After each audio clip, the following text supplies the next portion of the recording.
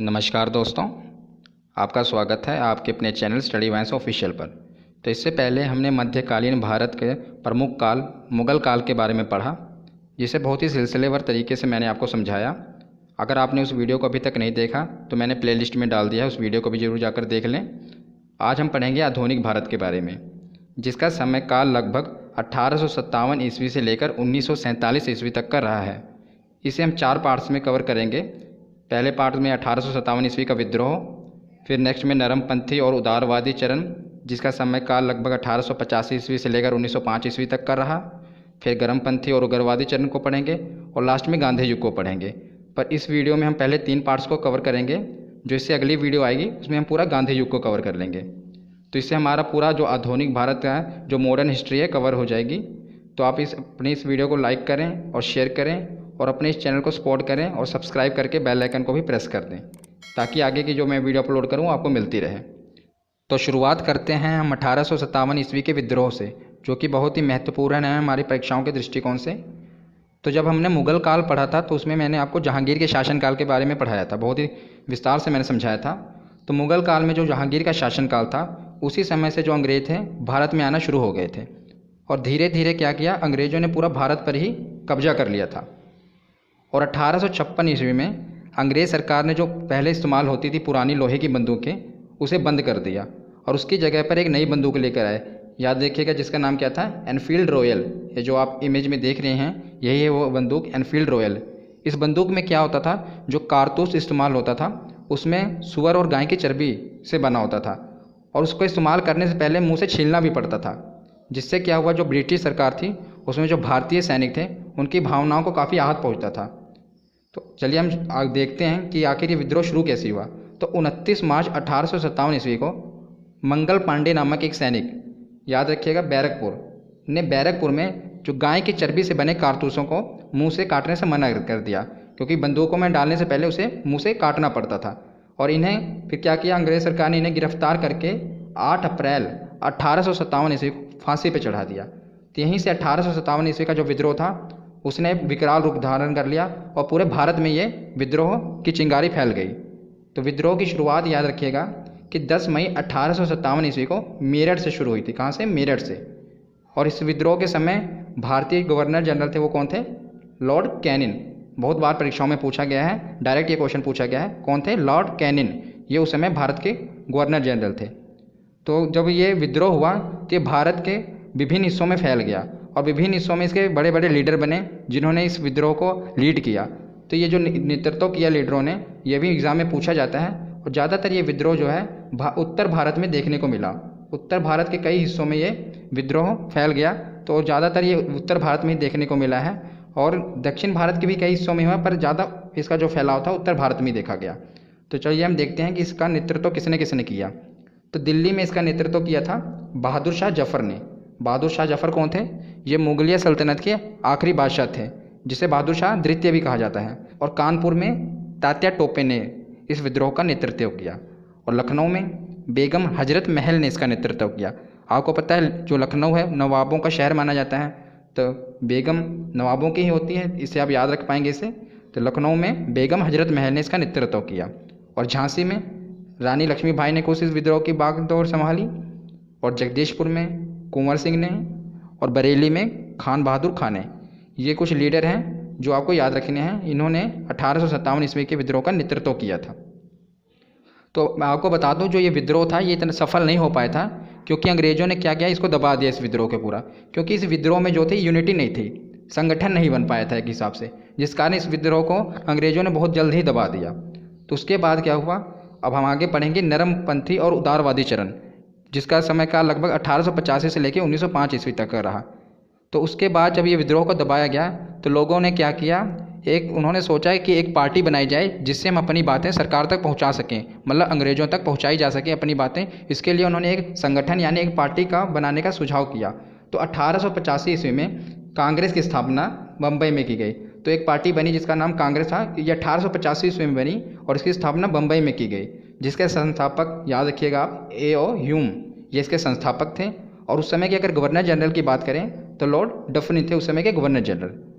तो जो ये कांग्रेस पार्टी बनी, इसका पहला अधिवेशन कहाँ पर किया गया ये भी पूछा जाता है। तो इसका पहला अधिवेशन बम्बई में किया गया। और किसकी अध्यक्षता में किया गया? तो व्योमेश चंद्र बनर्जी की अध्यक्षता में यह किया गया। और जो ये पहला अधिवेशन हुआ था, इसमें 72 प्रतिनिधियों ने भाग लिया था। जो भी मैं आपको तथ्य बता रहा हूँ ये सभी इंपॉर्टेंट है, इसीलिए आप ध्यान से सुनिए और ध्यान से इसे नोट करिएगा, क्योंकि ये एग्ज़ाम में पूछे गए हैं, इसीलिए मैंने इसमें इंक्लूड किए हैं। उसके बाद हम देखते हैं, तो इसी दौरान कुछ वर्षों बाद भारत और अफगानिस्तान के बीच एक सीमा, जो आप ड्यूरेंट रेखा भी कहा जाता है, काफ़ी इंपॉर्टेंट है, इसी दौरान बनी थी। और उस समय जो गवर्नर जनरल थे वो थे लॉर्ड लैंसडाउन। क्योंकि जो गवर्नर जनरल हैं ये पूछे जाते हैं कि उस समय के गवर्नर जनरल कौन थे, इसीलिए मैं आपको साथ साथ कवर करा रहा हूँ। तो इसके बाद क्या कहते हैं, अफगानिस्तान के बीच सीमा बन गई थी जिसे ड्यूरेंट रेखा कहा जाता है, और गवर्नर जनरल कौन थे? लॉर्ड लैंसडाउन। तो अब पढ़ते हैं 1887 से लेकर 1891 के बीच की कुछ प्रमुख घटनाओं के बारे में, जो कि हमारी परीक्षाओं के लिए महत्वपूर्ण है। तो 1887 ईस्वी में दादा भाई नौरोजी ने इंग्लैंड में भारत सुधार समिति की स्थापना की थी। याद रखिएगा, भारत सुधार समिति। ये समिति इसलिए बनाई गई थी ताकि भारतीयों पर होने वाले अत्याचार को बचाया जा सके। और इसी के बाद क्या हुआ, जो ब्रिटिश सरकार थी उसका रुख जो कांग्रेस पार्टी थी उसके प्रति कठोर होता चला गया। क्योंकि जो कांग्रेस पार्टी बनी थी उसका मुख्य उद्देश्य क्या था कि जनता की, आवाम की आवाज़ को सरकार तक पहुंचाना, ताकि आवाम पर कोई अत्याचार ना हो सके। पर जो ये सुधार समिति बनी थी, इसके बाद क्या हुआ, जो ब्रिटिश सरकार का रुख था वो कांग्रेस के प्रति कठोर होता चला गया। और याद रखिएगा, जो कांग्रेस के पहले मुस्लिम अध्यक्ष बने थे वो कौन थे? बदरुद्दीन तैयब जी। और जो कांग्रेस के पहले अंग्रेज अध्यक्ष बने थे वो थे जॉर्ज यूल। तो कांग्रेस के पहले मुस्लिम अध्यक्ष बने थे बदरुद्दीन तैयब, और कांग्रेस के पहले अंग्रेज अध्यक्ष बने थे जॉर्ज यूल। तो आगे चलते हैं सन 1892 ईस्वी में। तो 1892 ईस्वी में दादा भाई नौरोजी, याद रखिएगा दादा भाई नौरोजी उस समय के बहुत ही महत्वपूर्ण स्वतंत्रता सेनानी थे। तो दादा भाई नौरोजी ने इंग्लैंड के फिन्सबरी नामक स्थान से सांसद का चुनाव लड़ा, और इंग्लैंड की संसद में पहुंचने वाले पहले भारतीय बने थे दादा भाई नौरोजी। याद, बहुत बार एग्जाम में पूछा गया है, कहाँ से लड़े थे? इंग्लैंड के फिन्सबरी नामक स्थान से ये सांसद का चुनाव लड़े थे, और इंग्लैंड की संसद में पहुंचने वाले पहले और इकलौते भारतीय उस समय बने थे। तो अब आगे हम गर्मपंथी चरण के बारे में पढ़ेंगे। उससे पहले कुछ हम नेताओं के बारे में पढ़ लेते हैं जो कि महत्वपूर्ण हैं, जो कि उदारवादी नेता और उग्रवादी नेता हैं। इनके बारे में पढ़ लेते हैं। तो उदारवादी नेता और उग्रवादी नेता का कंसेप्ट क्या है उससे पहले मैं आपको समझा दूँ। तो जो उदारवादी नेता थे ये हिंसा के विरोधी थे, और सरकार से कोई बात मनवानी हो तो अपील करते थे। पर जो उग्रवादी नेता थे ये हिंसा के विरोधी नहीं थे, ये हिंसक स्वभाव के थे, और अगर सरकार से कोई बात मनानी हो तो ये हिंसा का भी प्रयोग कर लेते थे। तो उदारवादी नेता हिंसा का विरोधी थे, हिंसक नहीं थे, लेकिन जो उग्रवादी नेता थे ये हिंसक थे। तो उदारवादी नेता कौन कौन से थे उस समय के? तो दादा भाई नौरोजी, गोविंद रनाडे, गोपाल कृष्ण गोखले और मदन मोहन मालवीय, ये उदारवादी नेता थे। और उग्रवादी नेता कौन से? तो उग्रवादी नेताओं में महत्वपूर्ण 3 नाम थे। लाल बाल पाल जिन्हें कहा जाता है। लाल यानी लाला लाजपत राय, बाल यानी बाल गंगाधर तिलक, और पाल यानी बिपिन चंद्र पाल। इनसे काफ़ी एग्जाम में क्वेश्चन पूछा जाता है, तभी आगे मैं आपको थोड़ा डिटेल में बताऊंगा इन तीनों के बारे में। और एक और प्रमुख नेता थे अरविंद घोष, ये भी उग्रवादी नेता थे। महत्वपूर्ण 3 ही थे जिन्हें लाल बाल और पाल कहा जाता था। तो अब हम आगे पढ़ेंगे 1905 ईस्वी से। यहीं से गर्मपंथी चरण की शुरुआत हुई थी। तो 1905 ईस्वी में बंगाल में बढ़ते राष्ट्रवाद को देखते हुए 20 जुलाई 1905 ईस्वी को बंगाल के गवर्नर जनरल कौन थे? लॉर्ड कर्जन ने बंगाल के विभाजन की घोषणा कर दी। तो वहाँ पर बढ़ते हुए राष्ट्रवाद को देखते हुए गवर्नर जनरल लॉर्ड कर्जन ने बंगाल को विभाजन करने की घोषणा कर दी, जिसके विरोध में क्या हुआ? 7 अगस्त 1905 ईस्वी को कोलकाता में स्वदेशी आंदोलन, जिसे बंग भंग भी कहा जाता है, आरंभ किया गया। 7 अगस्त 1905 ईस्वी को कोलकाता में स्वदेशी आंदोलन, जिसका नेतृत्व किसने किया था? सुरेंद्र नाथ बनर्जी ने इसका नेतृत्व किया था। इस पूरे जो आंदोलन का नेतृत्व और प्रमुख नेता कौन रहे? सुरेंद्र नाथ बनर्जी। पर यह आंदोलन सरकार पर प्रभाव डाल न सका, और अंत में 16 अक्टूबर 1905 ईस्वी को बंगाल का विभाजन कर दिया गया। ये आप नक्शे में देख रहे हैं, बंगाल को टुकड़ों में बांट दिया गया, ईस्टर्न बंगाल और ये बंगाल, जिसे आप पश्चिमी बंगाल के नाम से जाना जाता है। 1905 को इसका विभाजन कर दिया गया। तो अब उसके बाद आगे देखते हैं सन 1906 ईस्वी। तो 1906 ईस्वी में आगा खां और सलीम मुल्ला खां, याद रखिएगा, आगा खां और सलीम मुल्ला खां ने बांग्लादेश के ढाका में मुस्लिम लीग की स्थापना कर दी थी। किसकी? मुस्लिम लीग की। और जिसका संविधान कराची में बना और पहली मीटिंग अमृतसर में आयोजित की गई थी। ये पूछा जाता है कि जो मुस्लिम लीग पार्टी थी उसका संविधान कहाँ बना था? कराची में, और जो उसकी पहली मीटिंग हुई थी वो अमृतसर में आयोजित की गई थी। तो उसके बाद सन 1907 ईस्वी में कांग्रेस पार्टी में आपसी मतभेद होने के कारण सूरत अधिवेशन आयोजित किया गया और इसी अधिवेशन में कांग्रेस पार्टी दो गुटों में बट गई, मतलब दो दलों में बट गई। एक है नरम दल और दूसरा गरम दल, जिसे मैंने अभी आपको समझाया, उदारवादी नेता और उग्रवादी नेता। तो यहीं से कांग्रेस पार्टी दो गुटों में बट गई थी। तो अब आगे चलते हैं, देखते हैं सन 1911। तो जितने भी मैं आपको ये सन करा रहा हूँ ये बहुत ही महत्वपूर्ण है, इनसे परीक्षाओं में क्वेश्चन बनते हैं, इसलिए मैंने इन्हें इंक्लूड किया है, इसलिए आप बहुत ध्यान से सुनिए इन्हें। तो सन 1911 ईस्वी में जब लॉर्ड हॉर्डिंग बंगाल का गवर्नर जनरल बना, तो बंगाल का गवर्नर जनरल बनते ही उसने बंगाल का विभाजन रद्द कर दिया। क्यों रद्द कर दिया?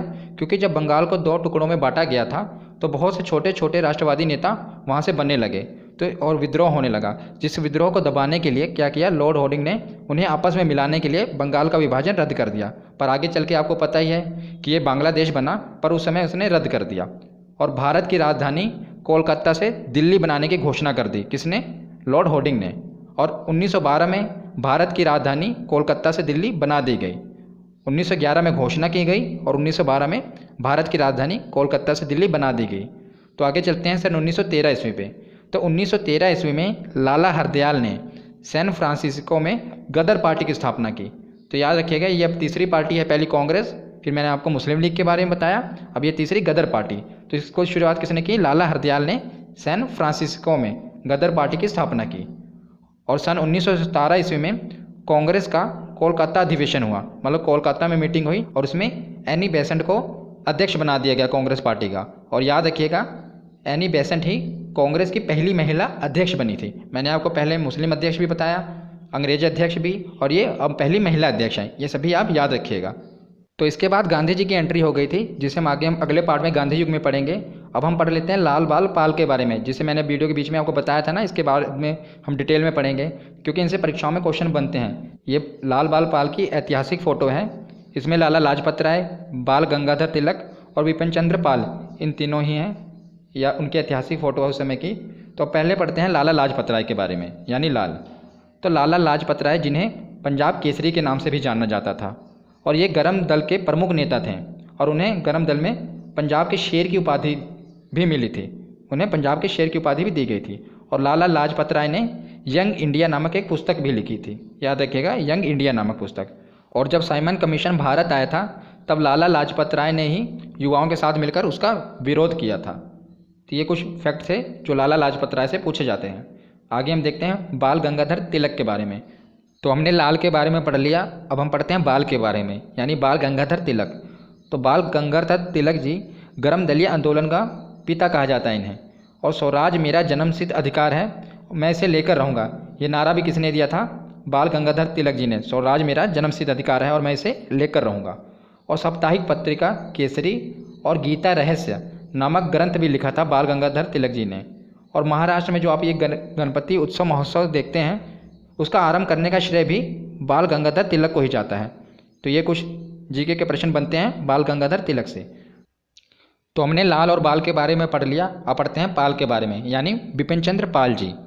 तो जो बिपिन चंद्र पाल थे, ये लाल बाल पाल के ही हिस्सा थे और भारत के क्रांतिकारी और उग्रवादी गतिविधियों को अंजाम देने में विश्वास रखते थे, मतलब उग्रवादी नेता थे। और उन्होंने कई अखबार भी निकाले थे, हमारी परीक्षाओं में इनके द्वारा निकाले गए अखबार ही पूछे जाते हैं। तो इन्होंने निकाला था परिदर्शक अखबार, ये जो बंगाली साप्ताहिक है, ये 1886 ईस्वी में निकाला था। उसके बाद न्यू इंडिया, ये 1902 में अंग्रेजी साप्ताहिक निकाला।